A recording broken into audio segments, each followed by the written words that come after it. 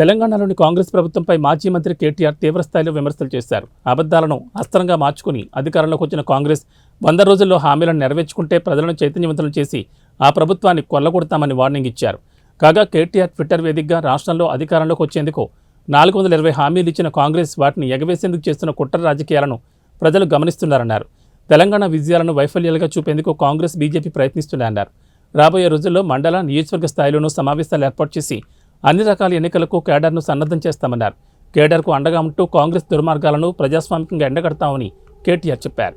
రెండు పార్టీలతో ఉంటుంది. ఎందుకంటే ఇప్పుడు మీరు చూసినట్టయితే ఆదిలాబాద్ పార్లమెంటే తీసుకుంటే సహజంగా 4 సీట్లు బీజేపీ గెలిచింది, స్వల్ప తేడాతో 3000తో. నిజానికి చెప్పాలంటే బ్రదర్, ఇప్పుడు మీరు మంచి ప్రశ్న అడిగారు. మేము గెలిచింది 39. మొన్న శాసనసభ నియోజకవర్గ ఎన్నికలు తీసుకుంటే 119 గాను మేము గెలిచింది 39, which is 1/3 of the entire state. మేము దాదాపు ఒక 10-11 సీట్లు 6000 ఓట్ల లోపల పోయినాయి. 10-11 సీట్లు ఉన్నాయి. ఉదాహరణకు ఆదిలాబాద్లోనే తీసుకుంటే మాకు సిర్పూర్ సీటు పోయింది 3000 ఓట్లతో, ఖానాపూర్ పోయింది 4000 ఓట్లతో, ఆదిలాబాద్ పోయింది 6000 ఓట్లతో. అంటే ఒక్క పార్లమెంట్లోనే 3 నియోజకవర్గాల్లో మాకు మరి చిన్న స్వల్ప తేడాతో పోయింది.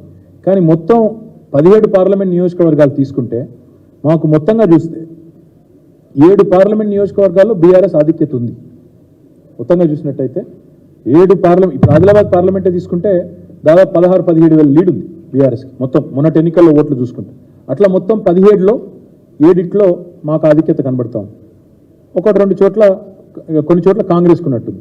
ఓవరాల్గా చూసుకుంటే అందుకే ఒక్కో పార్లమెంట్లో పరిస్థితి ఒక్కోలాగా ఉండేటట్టుంది. కొన్ని చోట్ల కాంగ్రెస్తో పోటీ ఉండొచ్చు, కొన్ని చోట్ల బీజేపీతో ఉండొచ్చు. చూడాలి ఏం జరుగుతుందని చూడాలి. బీజేపీ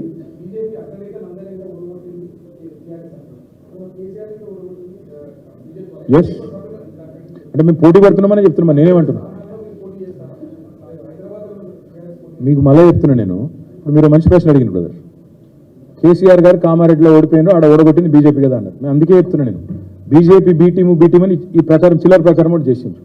మేము బీజేపీ వాళ్ళు ఓడగొట్టినాం, బీజేపీ వాళ్ళు మమ్మల్ని కూడా ఓడగొట్టారు. అది చెప్తున్నా నేను చెప్పే పాయింటే కాదు.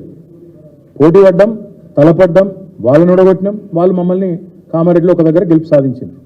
డెఫినెట్ కూడా అట్లాంటి ఆదిలాబాద్లో గెలిచిండ్రు. గెలిపే కదా బ్రదర్, కాదని ఎట్లంటే నేను ఆదిలాబాద్లో గెలిచిండ్రు, నిజామాబాద్లో గెలిచిండ్రు, ఆర్మూర్లో గెలిచిండ్రు, వాళ్ళు 8 సీట్లు గెలిచిండ్రు.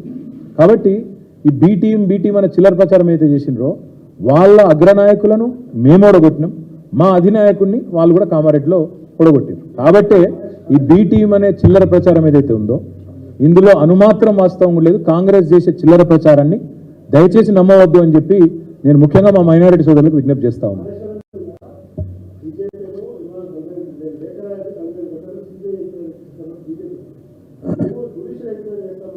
బ్రదర్గా మేము శాసనసభలోనే డైరెక్ట్గా చెప్పినాం, సుమోటో చెప్పినాం. మమ్మల్ని ఎవరు అడగలేదు, మమ్మల్ని ఎవరు నిలదీయలేదు, మేమే చెప్పినాం.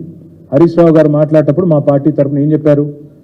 మేమే రిక్వెస్ట్ చేస్తున్నాం, మేమే డిమాండ్ చేస్తున్నాం, ఎంక్వైరీ చేయండి అని చెప్పినాం. వాళ్ళు ఏం ఎంక్వైరీ చేసుకుంటారో వేసుకోమను. వీళ్ళు చేస్తారా, వాళ్ళు ఢిల్లీ వాళ్ళు చేస్తారా, ఇక్కడ